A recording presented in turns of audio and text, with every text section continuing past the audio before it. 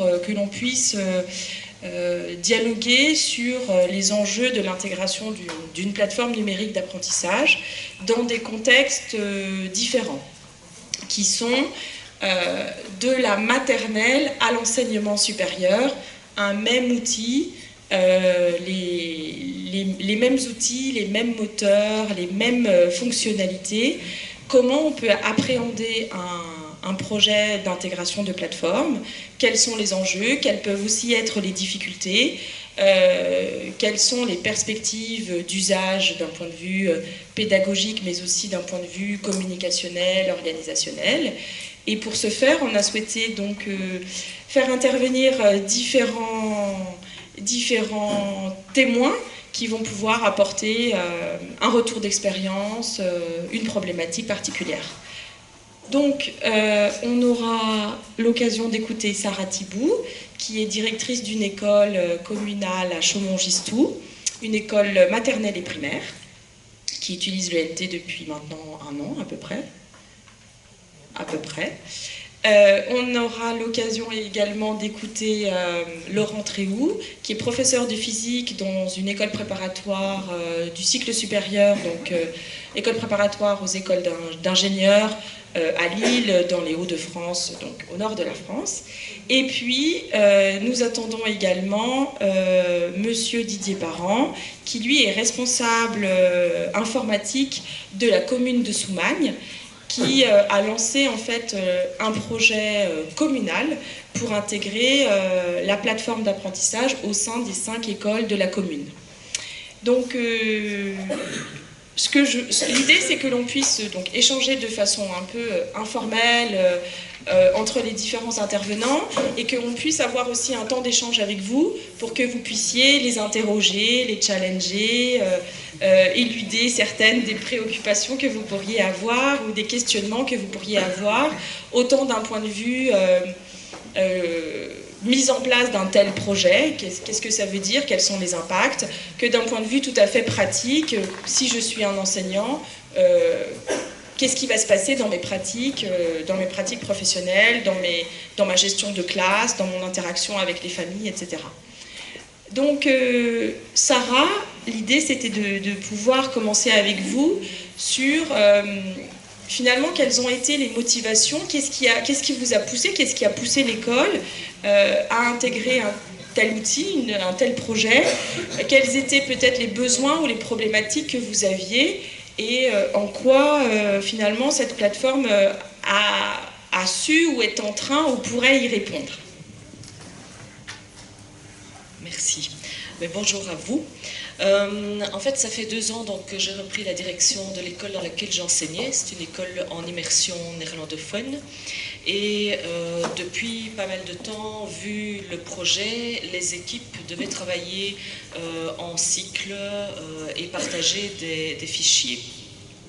Donc, quand moi j'ai repris la direction, je me suis heurtée à plusieurs difficultés.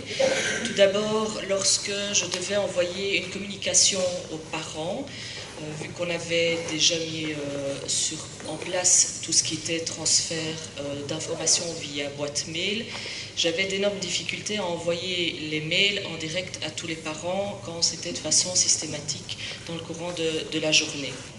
Donc je me retrouvais avec un blocage d'Internet pendant 2 heures, le temps que tous les envois de mails soient partis. Donc évidemment, en tant que direction, grosse difficulté de gestion. Donc ça, c'était vraiment le point de vue de la direction. On avait également mis en place le site de l'école, comme beaucoup d'écoles je pense, avec tout ce qui y avait informations, projet d'établissement, ROI, les menus, les infos concernant les associations de parents, les calendriers, etc. Et en plus de cela, sur ce site, on avait un petit endroit, blog, qui était un endroit sécurisé, complètement sécurisé, où les enseignantes pouvaient y poster déjà des petites photos réalisées lors d'activités en classe ou des petites capsules numériques sur des enfants qui chantaient ou une sortie, etc. Et on s'est rendu compte que ce petit blog était très limité. À partir du moment où on voulait ajouter des infos et du data, en fait, on devait augmenter le site et donc ça devenait un coût supplémentaire. Ensuite, vu l'équipe éducative qu'on devait se partager des fichiers, on mettait tout à la base sur Dropbox. De cette manière, les enseignantes pouvaient aller récupérer les bulletins, les dossiers des enfants, etc., de manière directe de chez elles ou de l'école. Sauf que, vu les conventions de vie privée, on ne pouvait plus l'utiliser. Donc la communauté française nous a dit non, là vous n'êtes pas OK avec nos demandes, donc vous ne pouvez plus utiliser Dropbox. Or, c'était vraiment un outil hyper important au sein de l'équipe éducative. Donc voilà, je me retrouvais donc avec ces différentes problématiques. Et les institutrices néerlandophones avaient eu écho que dans les écoles néerlandophones, même déjà en maternelle primaire, on utilisait des plateformes numériques. Et elles trouvaient cette idée intéressante. Donc voilà, j'ai un peu cherché, je me suis renseignée sur ce que les écoles néerlandophones utilisaient. Et puis voilà, j'ai eu un jour un mail de It's Learning qui me proposait justement cette proposition-là d'une plateforme numérique. Donc je les ai contactés et s'est établie alors toute la discussion sur est-ce que le projet correspond à nos attentes au niveau financier, etc. J'ai eu évidemment l'aide d'une personne du PO, puisque école communale, donc j'étais en lien avec les chefines de l'enseignement et l'informaticien qui était en charge des écoles.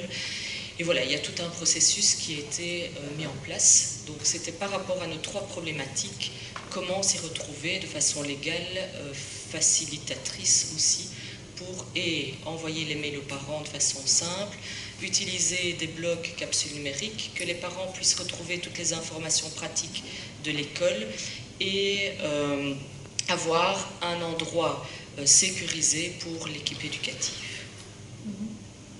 Laurent, est-ce que vous voulez dire un mot sur comment ça s'est passé chez la Julie? Comment ça s'est passé? Oui, par rapport aux motivations, quelles ont été les motivations? Parce que là, on entend, voilà, je suis une école communale, j'ai besoin d'échanger avec les parents, j'ai besoin de résoudre cet aspect transfert de fichiers. Vous étiez sur quel type de problématique? D'accord, donc un peu la même question finalement. Nous, c'était un peu la même philosophie. Avant d'utiliser la plateforme, je sais pas, vous préférez vraiment le micro ou... Oui. Si. Oui. C'est un peu bizarre. Mais là, on entend bien. Ouais.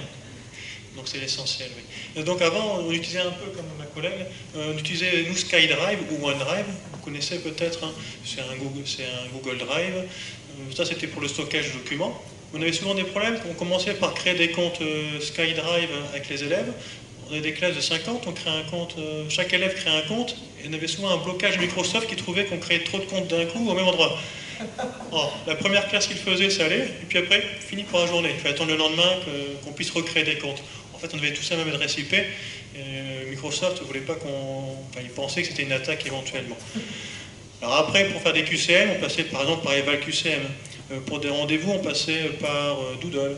Après, pour les messages, on passait par Office, par une messagerie type Office. Pour les documents en ligne, on passait par un Google Doc. Et donc en fait, c'était assez compliqué. C'est-à-dire qu'on utilisait plein d'outils différents, ce qui nécessitait plein de comptes différents. Donc on devait créer plein de comptes.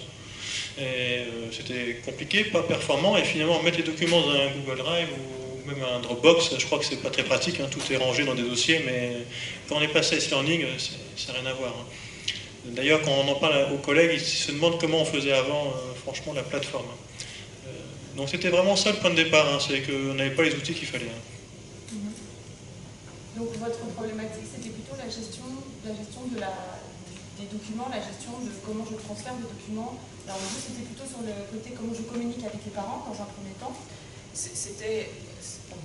C'était un peu comme monsieur se rendre compte qu'en fait on a pas mal d'utilisations de supports différents et qu'on doit jongler d'un à l'autre. Et au final, la plateforme numérique nous offre tout à un seul endroit. Donc ça, c'est vraiment très pratique. D'accord. C'est vrai que la dimension, effectivement, là je suis en France, mais c'est qu'on en parle de plus en plus aussi du lieu de stockage des documents. Ça, c'est peut-être un problème pour certains, moins pour d'autres, mais on est de plus en plus sensible à ça. Où sont les serveurs? Effectivement. Oui. Donc Google, Microsoft, etc., on ne sait pas forcément où sont les serveurs. Donc ça dépend. Tous les établissements ne pensent pas à ça, mais c'est peut-être un problème pour certaines écoles. Moi, ce que j'aimerais savoir maintenant, c'est...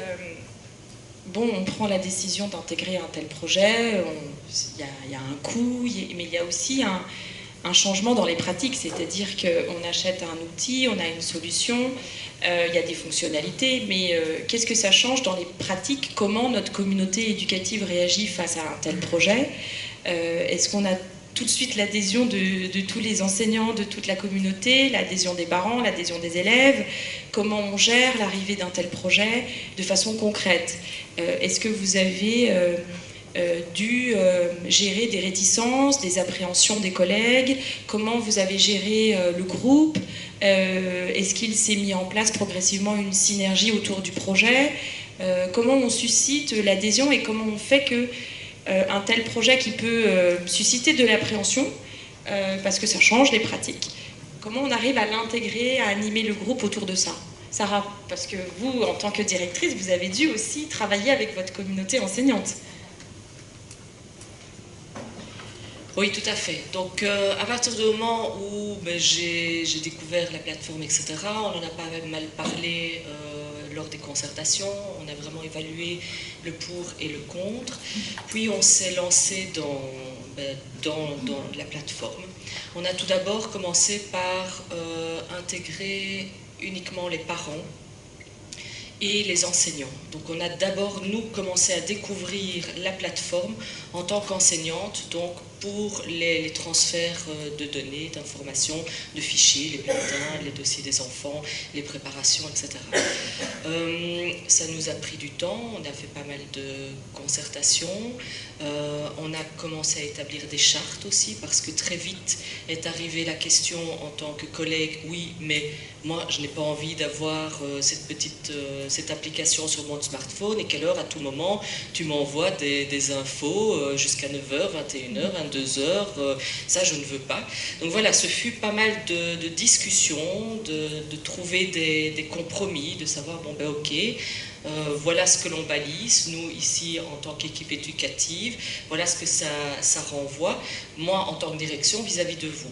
Après, il y a aussi le côté, oui, mais et les parents, ça veut dire qu'ils vont toujours pouvoir nous communiquer, nous interpeller à tout moment. Donc là aussi, on a dû mettre des balises. Et c'est un peu en fonction du cas par cas, enfin, au niveau de l'équipe éducative, que là, c'est vraiment important d'avoir ces discussions assez franches, assez honnêtes, pour après arriver à une charte en disant, ben voilà ce qu'il en est. Actuellement, on travaille de cette façon-là. Évidemment, on pourra renégocier dans quelques temps, parce que c'est en appliquant et en utilisant la plateforme qu'on se rend compte, ah oui, mais on n'avait pas pensé à ça, ou ah bah oui, mais là, il faudrait peut-être changer notre manière de faire. Donc on a d'abord vraiment travaillé avec l'équipe éducative, d'abord. Puis j'ai lancé en septembre, donc ça s'est fait de mai jusqu'à juin 2016, et puis en 2015, excusez-moi, il y a longtemps déjà, 2015, parce que 2016, pardon. Et en septembre 2016, pardon, excusez-moi, en septembre 2016, là, on a lancé la plateforme qui était comme une communication entre écoles-parents. C'est-à-dire que c'était le moyen où j'envoyais les infos, où les parents pouvaient retrouver les documents des projets d'établissement, des formulaires, les justificatifs d'absence, tout ce qui est vraiment en lien avec le parent. Donc le parent a découvert cette plateforme. Alors, on était clairement déjà dans le numérique au sein de l'école. C'est sûr que c'est nouveau, donc on a dû présenter lors de réunions, expliquer comment ça fonctionnait. Parfois, il y a des bugs, donc on doit essayer de rassurer les parents. Il faut vraiment y aller petit à petit. Dans le courant de l'année 2016-2017, on a réfléchi alors à la place de l'enfant sur cette plateforme, puisque notre objectif était également de placer des capsules numériques et d'avoir une certaine interactivité avec les enfants. Donc on a pas mal eu de concertations, on a fait des formations avec It's Learning également, pour arriver à baliser également la place de l'enfant sur l'ENT. Qu'est-ce qu'il pouvait faire, qu'est-ce qu'il ne pouvait pas faire, qu'est-ce que l'on acceptait, qu'est-ce que on allait mettre autant en maternelle qu'en primaire, est-ce qu'on faisait des différences sur l'utilisation d'un enfant en maternelle ou un enfant en primaire. Et donc toutes ces questions, on a dû se les poser, on a dû définir vraiment notre ligne de conduite au sein de l'école. Pour en arriver à ce que à Pâques de l'année passée, on ouvre l'accès aux enfants et donc chaque enfant a son code, a son code utilisateur et son mot de passe. De la maternelle jusqu'à la 6e primaire, évidemment, ils n'utilisent pas de la même façon, c'est-à-dire qu'en maternelle, on a décidé que ce n'était que une transmission, une communication de la vie de la classe, c'est-à-dire voilà, il y a une activité, on fait quelques photos, on les place sur le NT, on fait une petite chanson, il y a une petite chanson qui se réalise, il y a une recette, etc. On fait une petite capsule numérique, donc on se limite vraiment à ce point-là. Donc voilà les étapes que nous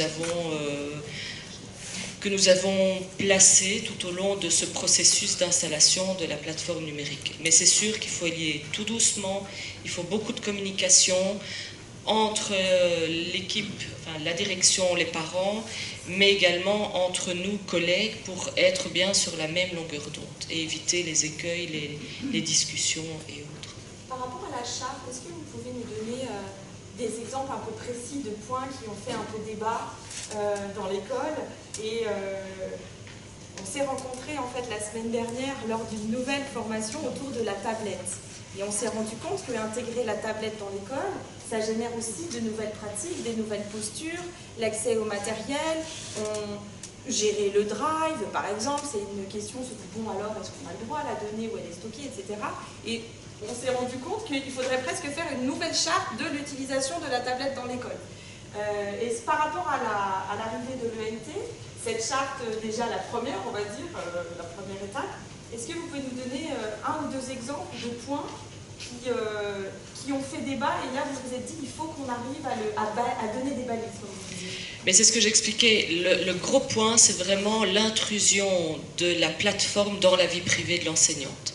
C'est-à-dire, il y a des enseignants qui ont leur smartphone, vu qu'on sait mettre l'application sur leur smartphone, à chaque fois que j'envoie un petit message via la plateforme numérique, comme Facebook, il y a une petite bulle qui s'affiche et donc ça signifie qu'il y a une info, un commentaire qui est apparu. Et donc certaines enseignantes disaient, moi il n'y a pas de souci, voilà, tu peux m'envoyer les documents n'importe quelle heure et puis voilà, si je le prends, je le prends, si je ne le prends pas, je ne prends pas. Puis d'autres disaient, ah non, moi absolument pas, je ne veux absolument pas, en dehors de mes heures de travail, aller sur la plateforme numérique et me renseigner. Donc voilà, on a dû vraiment discuter. C'est vraiment pas évident parce que voilà, il y a parfois des idées très différentes et des envies très différentes. Et puis voilà, c'est de trouver un compromis pour que, et moi, direction, voilà, quand il y a des informations urgentes, on puisse quand même communiquer, que les enseignantes qui, elles, sont très sur la plateforme, se sentent quand même à l'aise, et puis les autres qui se disent, non, ce n'est qu'à certains moments où j'accède aux informations. Donc voilà, mais ça a mis quand même pas mal de temps au niveau discussion par rapport à ça. Vous êtes confronté justement à la fracture du numérique, donc une famille qui n'a pas accès au numérique. Donc, alors, comment vous palliez justement le fait qu'il y a des gens qui, je ne sais pas si dans votre commune c'est le cas, mais par exemple dans notre PO, c'est pas des cas isolés, c'est vraiment... Qui n'ont pas internet à la maison, vous dites? Oui, voilà. Oui. En fait, je dois avouer que avant la plateforme numérique, c'est ce que je disais, toutes les infos transmises aux parents se faisaient déjà via le numérique. Dans notre projet d'établissement, le numérique est écrit de manière très importante. Donc à partir du moment où les parents inscrivent leur enfant dans l'école, c'est vrai qu'ils savent que voilà, transmission d'informations et que pas mal de choses se font au niveau numérique. Personnellement, j'ai jamais eu le cas qu'un parent me dise, là, moi, personnellement, je n'ai pas moyen de communiquer au niveau numérique. Par contre, là où on a pas mal de questions, c'est par rapport aux enfants et le numérique. où c'est pas parce que le parent n'a pas le numérique à la maison, c'est pas parce que le parent a le numérique à la maison qu'il souhaite que son enfant y accède. Est-ce que c'était un point important? Vous avez senti que c'était une étape pour sécuriser, pour conforter les enseignants? C'est un point indispensable. C'est même pas important, c'est indispensable. Parce que si les enseignants ont déjà au départ une crainte d'utiliser l'outil informatique, il est bien évident que dans un domaine comme celui de la portail, qui demande une certaine forme de connaissance pour voyager dans les différentes choses qui sont offertes dans le logiciel, s'il ne sait pas comment on fait, ça ne sert à rien. Donc indéniablement, si vous ne les formez pas à l'utilisation des outils, déjà il y a un certain nombre de choses qui se font dans des éditeurs, on met à disposition, on va aller copier un fichier, on va aller télécharger si on veut, ou placer un fichier à disposition. Il faut déjà comprendre ce que c'est si on ne connaît pas. Ça, c'est impossible.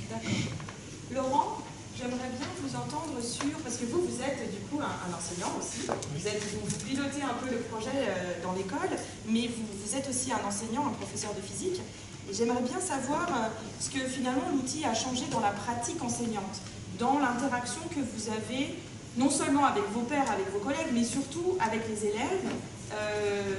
Qu'est-ce que ça change dans la pratique, dans le geste pédagogique, dans l'interaction en présentiel ou aussi peut-être en distanciel? Comment on gère la classe hors mur, etc. C'est vrai qu'il y a de nombreuses conséquences en fait. Première conséquence par rapport peut-être au père, c'est qu'habituellement un enseignant, dans le supérieur ou dans le secondaire ou primaire, je crois que c'est un peu pareil, il est seul dans sa classe avec ses élèves, avec son cours. Et généralement c'est un petit peu fermé. On n'échange pas forcément facilement avec ses collègues, pas toujours.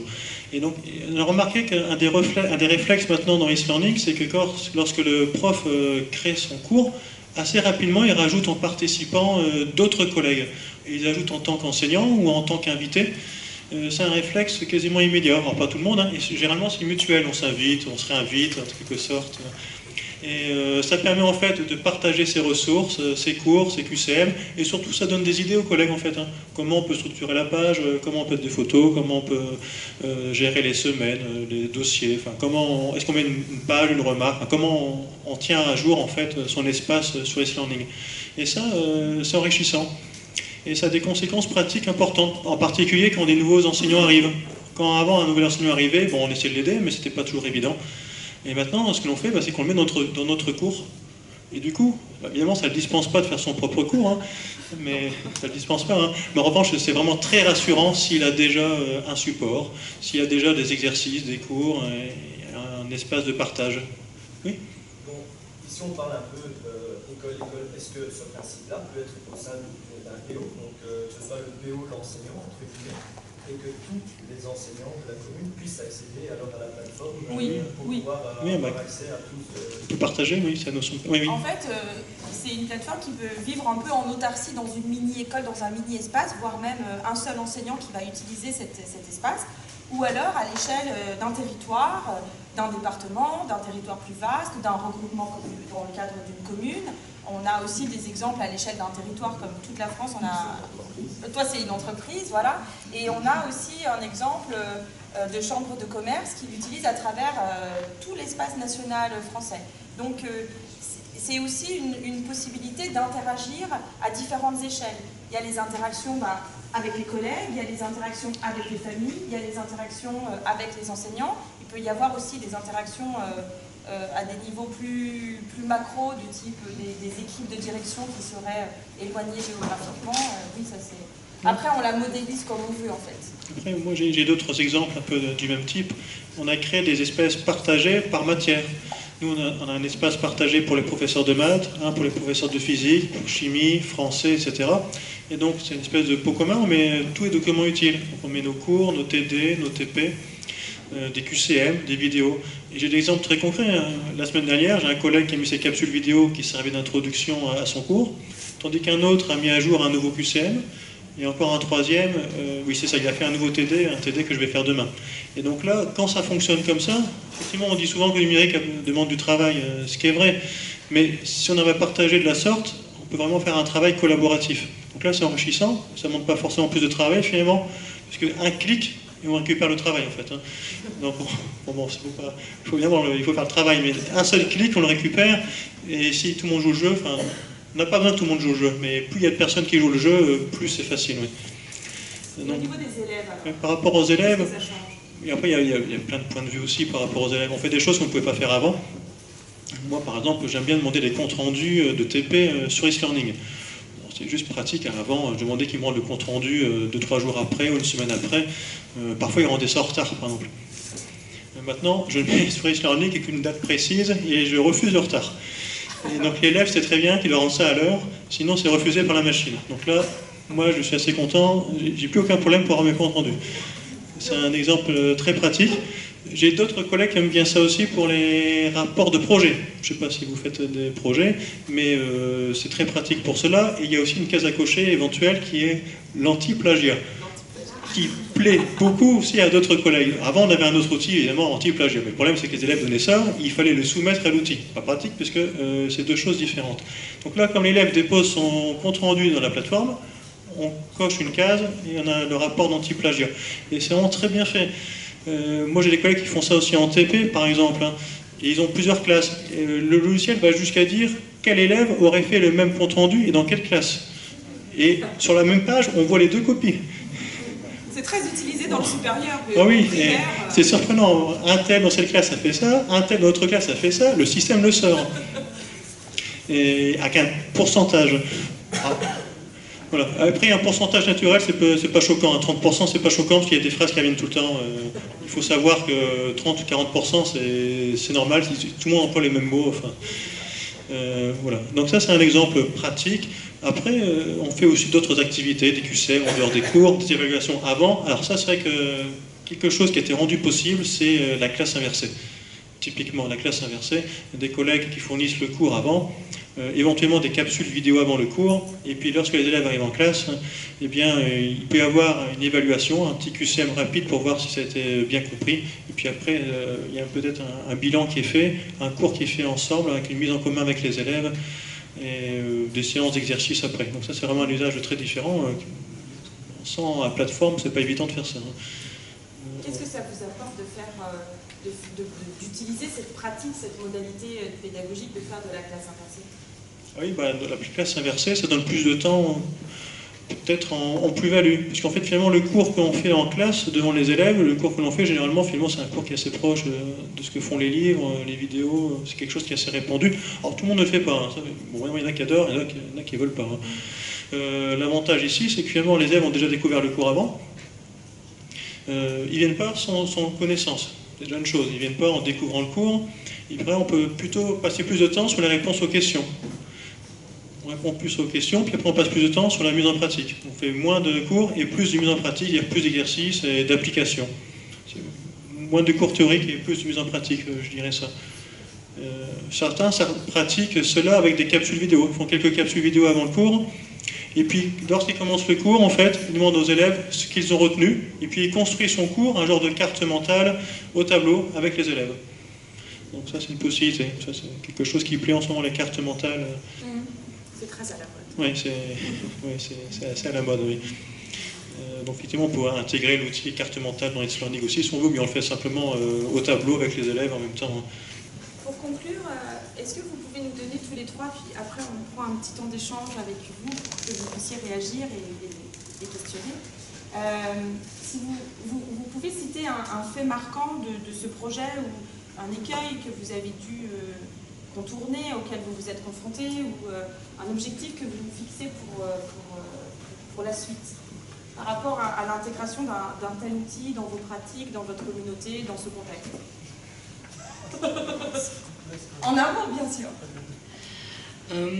Mais nous, en tout cas, là où c'est un peu plus compliqué, c'est avec les parents. Donc vraiment avoir une communication claire, bien précise sur nos objectifs, sur le fait que l'ENT ne va pas remplacer la manipulation, que l'ENT ne va pas remplacer tout ce qui est graphie, etc. Mais c'est juste un support et un moyen supplémentaire. Ça, c'est vraiment quelque chose où nous, dans l'école, on doit vraiment faire attention. Mais l'avenir, en fait, dans un avenir assez proche, nous, c'est vraiment la réalisation de capsules numériques au sein des classes, puisqu'on a été sélectionné, on a eu les chances d'être sélectionné via l'école numérique 2017. Et donc, ça sera réalisé des petites séances de synthèse, d'apprentissage au sein des classes et les poster sur l'ENT pour l'apprentissage du néerlandais. Oui, une petite phrase qui m'a fait rire un petit peu, c'était mardi dernier. Un collègue qui disait qu'on était sur Islanding, il trouvait qu'il ne travaillait pas. Alors évidemment, c'est presque un slogan, mais c'est vrai que c'est pas le même genre de travail. C'est vrai que ça plaît, et aux élèves, ça plaît quand même. Enfin, le numérique, c'est clair que les élèves ont un goût ou une appétence pour le numérique assez importante. Il y a un usage qui nous plaît, un usage pratique qui a été demandé aussi moi la semaine dernière. On a régulièrement d'étudiants qui arrivent en deuxième année, directement en deuxième année, sans être passés par exemple par la première année. Et donc parfois ils n'ont pas suivi les mêmes cours, donc forcément, et donc ils ont des lacunes. Et ça c'est pratique. Donc régulièrement j'ai des demandes d'enseignants de deuxième année qui me demandent d'inscrire un élève de deuxième année, donc en première année avec moi. Et donc ça c'est vrai que c'est une satisfaction, c'est vrai que c'est pratique, je ne sais pas comment j'aurais fait exactement avant. C'est clairement le genre de choses qu'on va développer, parce que de plus en plus ces élèves ont des parcours différents. En école d'ingénieur, il y en a qui viennent de classes préparatoires, il y en a de BTS, d'IUT, en tout cas ont des parcours très différents. Du coup, comment fait-on pour remédier à leurs lacunes? On ne va pas leur faire des cours personnalisés, c'est pas toujours évident. Donc avoir des ressources numériques, et nous on essaie de développer un peu des MOOC, c'est-à-dire des parcours personnalisés. D'ailleurs je crois qu'il y a Islanding qui va aussi livrer bientôt une mise à jour, le Learning Pass, qui est fort demandé, c'est-à-dire si un élève a fait ce devoir-là, après il peut faire cette autre activité-là, s'il n'a pas assez, il fait ceci, sinon il fait cela, enfin tout un parcours. Et donc ça, je pense que apparemment c'est livré en décembre, et je pense que ça devrait... Janvier. Bon, ça va. Mais c'est une demande importante des collègues, faire du parcours personnalisé automatique, suivant les résultats, suivant ce qui a été fait, un chemin ou un autre. Pensé par l'enseignant préalablement, bien sûr. Oui. Ah oui. La machine, c'est tout ça, l'enseignant, il est au cœur. Oui. S'il n'y a pas d'enseignant, il n'y a pas d'outil. Oui, je pense que tout le problème, c'est comment ça a été implanté, est-ce que c'est fait de manière conviviale ou pas, et je pense qu'il y a la difficulté là. Tout à fait. Monsieur Parent. Je dirais que dans les écoles de chez nous, il y a certains professeurs qui se sont mis à partager des choses qu'ils ne partageaient pas avant. Donc ça, c'est vraiment le bon côté, parce que, comme monsieur l'a expliqué tout à l'heure, c'est pas obligatoirement un professeur qui doit tout préparer, c'est un ensemble de professeurs qui se mettent ensemble et qui peuvent préparer des leçons pour des niveaux équivalents, même dans des écoles différentes. Donc ça, c'est vraiment le côté positif. Le côté que je dirais un peu plus... qui a été vraiment un côté... où les professeurs ont eu vraiment une réticence, mais je dirais qu'on aurait e-learning ou qu'on aurait un mail, ça aurait été un peu le même principe, c'était la peur que les parents commencent à ne plus communiquer que de cette façon-là. Et donc, ils ne voient plus les parents, que quand l'enfant ne venait pas pour une raison quelconque, petit message, paf, il ne vient pas, et puis voilà. Donc c'était ce côté relation humaine avec les parents qui a fait que justement, on ne l'a pas mis en place dès le départ. Avec les parents. Avec les parents, on n'a vraiment rien mis en place parce que voilà, il y avait cette réticence des professeurs et on s'est dit, il vaut peut-être mieux qu'ils accrochent au reste d'abord et puis on verra pour ça après. C'est intéressant parce que c'est une double stratégie qu'on a là. D'un côté, une école qui se dit, nous, on va intégrer d'abord les familles pour les acculturer, pour les sensibiliser. Et vous avez plutôt acculturé et sensibilisé les élèves, mais à la fois... peut-être que les contextes étaient différents, les relations préalables... Ce sont des élèves du fondamental, ce sont des élèves tout petits, donc c'est aussi... Là aussi, mais c'est intéressant parce que une autre stratégie a été mise. C'est une demande des professeurs, c'était vraiment... Je dirais même que ça a été un non catégorique à partir du moment où on a dit on met les parents. Alors on a dit on ne s'occupe pas de ce projet-là, on ne veut pas rentrer dedans. À partir du moment où on leur a expliqué que il y avait moyen de faire le projet sans passer par la relation parents-enseignants, alors ils ont bien accepté et ils ont même franchement accroché. D'accord. Est-ce que vous voulez réagir? C'est le moment de leur poser des questions, même concrètes. Oui, allez-y. J'ai une question concrète concernant le site web. Vous avez expliqué tout à l'heure que la communication via le site, via les emails, c'était problématique. Est-ce que le site web souffre maintenant de l'existence simple école? En fait, le site web a été modifié, c'est-à-dire que ce qui était au préalable utilisé arrive à sa mort, en fait. On ne va plus l'utiliser de cette manière-là. Et c'est via le site communal qu'on a une page de présentation de l'école. Donc pour que les parents qui veulent découvrir l'école puissent quand même avoir certaines informations sur le projet d'établissement, le formulaire d'inscription, etc. Mais tout le reste n'est plus présent. Merci. Merci à vous. Vous avez une question? Je voulais vous demander, est-ce que le fait d'intégrer un outil, surtout dans les écoles fondamentales, d'intégrer un outil comme e-learning, change la pédagogie des enseignants en disant de créer davantage de documents numériques et oublier peut-être ce qui est déjà dit, les photocopies et autres. Est-ce qu'il y a un changement dans la production?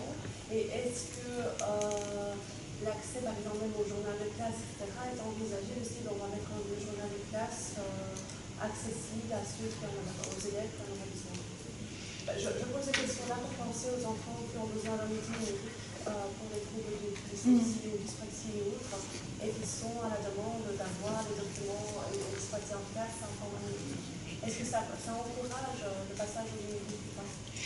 Pour le moment, on n'est pas encore à ce stade-là. Mais clairement, ça peut être présenté dans l'avenir. Nous, on l'a vraiment utilisé d'abord comme moyen de communication au niveau de tous les acteurs de l'école. Donc, et comme support à l'apprentissage du néerlandais ou des autres matières. Donc, au niveau copie, etc., on ne transmet rien via l'ENT et journal de classe non plus. Mais voilà, c'était dans les questions qu'on avait imaginées, dans les propositions pour l'avenir. Parce que c'est possible. Oui, tout à fait. Oui, complètement.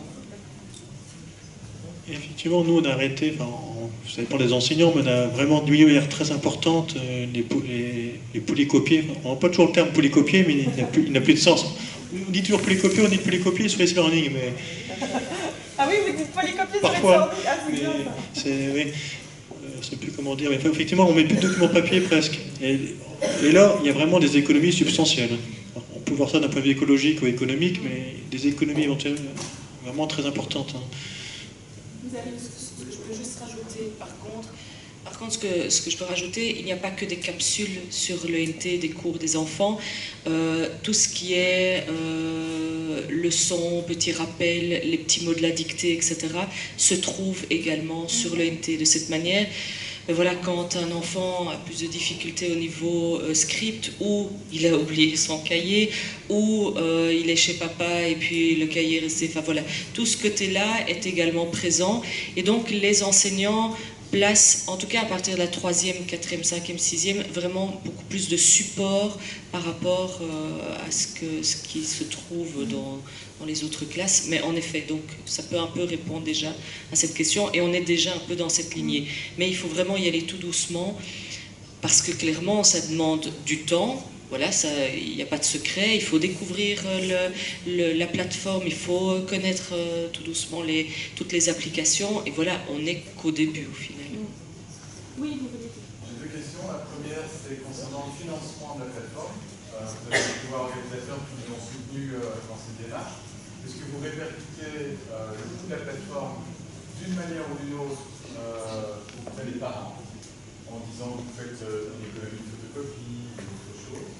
Donc c'est pris en charge complètement par Oui, c'est pris en charge complètement par l'administration. C'était la première chose. Et alors, est-ce qu'au sein de chacun des établissements, il y a quelqu'un qui est compétent pour configurer cette plateforme, administrer cette plateforme?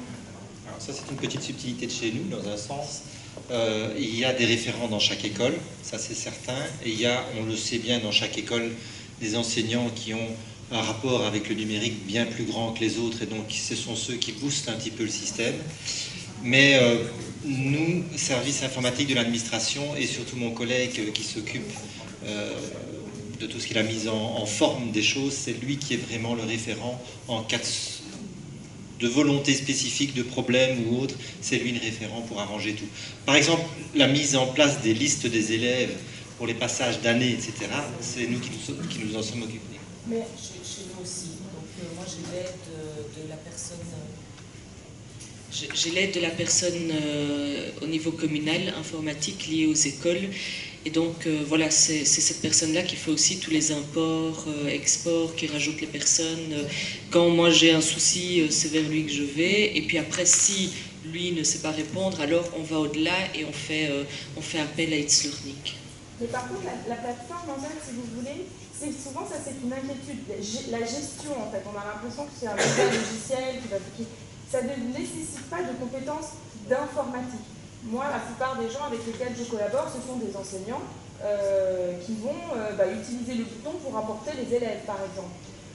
Donc ça, c'est important de démystifier ce côté parce que le logiciel, en fait, il est paramétré déjà par les équipes de R&D. Et quand nous, on l'installe dans un établissement, on comprend le projet d'établissement et on paramètre au mieux pour qu'il soit le plus conforme aux besoins, à l'évolution éventuelle. Et en général, l'administration, elle est assez limitée. On importe les utilisateurs, on gère les mots de passe, parce que ça, voilà, après il y a des stratégies pour imposer les mots de passe, pour les petits notamment, les élèves non lecteurs, etc. Et puis après, c'est plus de la communication que de l'administration, en fait. Et c'est important de démystifier ce côté, parce que souvent ça fait peur. Ce qui est intéressant, c'est que le passage d'année, par exemple, c'est un moment assez pénible dans l'administration des LS. Vous avez un logiciel de gestion d'école, par ailleurs. Vous avez l'outil Proifo, quelque chose comme ça. WinPage, c'est le logiciel qu'on utilise. Maintenant, pour le... Voilà, en réalité, c'est un fichier Excel. Donc, sur base du WinPage, on sort un fichier Excel. On le remanie un petit peu pour qu'il soit dans la structure souhaitée par Learning. Et puis, on réimporte. Alors, ça demande un petit travail quand même. Mais pour vous donner une idée, mon collègue a fait 2 écoles en une demi-journée. Combien d'élèves en eux? On est, sur toutes les écoles, on est entre 800 et 900 élèves. Tu veux dire un peu? Oui, je vais. Justement, je peux vous parler de ça. C'est un tel fichier Excel, en fait, qui doit être quand même placé d'une certaine façon. Mais en gros, moi, j'en connais 1900 étudiants en 10 minutes. Parce qu'en fait, c'est un fichier Excel que l'on place sur un bouton, on clique, on l'intègre. Il faut savoir, c'est que les ventilations annuelles, alors, dans mon cas, c'est un peu compliqué, parce que moi, je suis pour une certaine partie pas dans l'éducation, donc ça m'embête un peu, mais la ventilation est automatique. C'est-à-dire que vous savez que pendant une période que It's Learning prévoit, vous allez avoir une ventilation où là, les élèves changent de classe. C'est souvent au mois d'août et ça se fait automatiquement. Donc on sait que cette période-là, elle est un peu sensible au niveau de la base de données, il ne faut pas y toucher. Mais l'ENT est utilisable, mais on ne peut pas aller toucher trop les élèves parce qu'on est en train de faire les transferts. Mais tout ça, c'est automatiquement. Ce qui est différent de d'autres LMS, de Moodle ou des choses comme ça, où c'est beaucoup plus compliqué et beaucoup plus technique. Ici, on n'a pas ce problème-là, et je le fais tout seul. Dans quel contexte? Alors, c'est en Belgique et en France, et c'est parce qu'en fait, j'ai décidé d'utiliser It's Learning pour l'utiliser comme plateforme de formation dans les entreprises. Okay. Et donc, voilà, ça arrive soit en entreprise, soit moi j'attends aussi avec impatience le mois de décembre pour le parcours organisé, parce que ça va être top de pouvoir mettre des échéances et des obligations pour pouvoir passer à l'étape suivante. Mais donc voilà, ça fonctionne très très bien, quel que soit le système. Et en fait, pour revenir à ce que Madame disait, l'outil, il s'adapte à l'humain. C'est pas l'humain qui doit s'adapter à l'outil. C'est ça qu'il faut comprendre aussi. C'est pas un outil numérique qui va changer la pédagogie. Jamais. C'est ce que l'enseignant va en faire. On peut avoir un TBI et quelqu'un qui projette et qui fait du frontal et qui soit toujours aussi chiant qu'un frontal avec un tableau vert. C'est pas le logiciel, sauf que vous avez perdu 3500 €. Ça, c'est une certitude. Mais le TBI va rien révolutionner. Et It's Learning, c'est pareil, c'est un environnement de travail, donc c'est pareil, ça va bouger si les gens qui l'utilisent bougent. Mais si les gens ne l'utilisent pas, ou ne bougent pas, on peut avoir un It's Learning qui fonctionne qui ne change rien au système scolaire. Et c'est peut-être pas plus mal. Il faut juste pas les mettre ne faut pas mettre un objectif dans le numérique qui ne l'est pas, c'est un multi comme un autre. Voilà. Mais l'ENT, moi j'en ai quand même parcouru beaucoup. Je ne suis pas vendeur e-learning, hein. Soyons clairs, mais il est adaptable. Je peux travailler avec une entreprise en disant voilà, telle et telle chose c'est visible, avec la suivante c'est pas visible. Je peux changer les mots, c'est dans 18 langues. Je peux décider de dire qu'au lieu de mettre module 1, ce sera chapitre 1 dans cette école-là. Et tout ça est modulable. Donc c'est quand même assez pratique. Mais ça ne change pas la vision du numérique, ça ne change pas les craintes des enseignants, les craintes des parents. Donner un simple exemple d'un directeur, le directeur de mes enfants, qui ne veut pas rentrer dans le numérique, enfin en tout cas pas dans l'ONT, il a des TVI, il dit non parce que moi je veux garder le contact avec les parents. Et moi je suis parent, et ma fille la semaine passée a oublié son devoir. Ça arrive souvent. Qu'est-ce que j'ai fait? J'ai envoyé un SMS à un autre parent, qui m'a photographié et envoyé les photos. Si j'avais eu le même document juste déposé sur l'ONT, j'allais chercher l'ONT, dans l'ONT c'était réglé. Donc c'est des faux débats, on l'utilise, c'est comme, voilà, on va dire on ne peut pas aller dans l'ONT, mais on va sur Facebook. On fait des groupes privés alors qu'on sait que dans le groupe privé, les données, elles ne sont pas privées, elles appartiennent à Facebook, même dans un groupe privé, même dans un groupe secret. It's Learning, vous êtes dans l'espace Schengen, donc, enfin voilà, il ne faut pas se tromper de débat. Mais moi, je peux vous dire que j'utilise les deux côtés et ça fonctionne vraiment, vraiment bien. Il manque quelques petites choses et ce truc du mois de décembre me plaît. Est-ce qu'il y a une autre question avant de... Non? Alors, en tout cas, je vous remercie pour votre présence.